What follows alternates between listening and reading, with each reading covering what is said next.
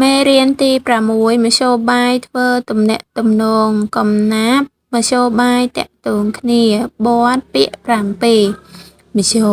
បាយតាំងទងច្រើនអង្គណាញ់តាមបែបផ្លែផ្លែងច្រើនអង្គចាអ្នកខ្លាំងទាំងទងតាមអង្គរាសរសេរជាសារផ្ញើទៅមកខ្លាំងទៀននិយមប្រើទូរស័ព្ទនិយាយរាយរំសាសងរងមិនភាំងបងប្អូនតាមលៃលងហៅទៅហៅមកឆាំតាន់ចិន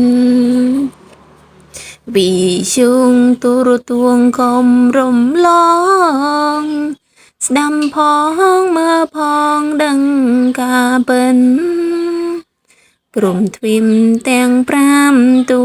ឆ្ងាយចិនទាំងតងចិនស្និន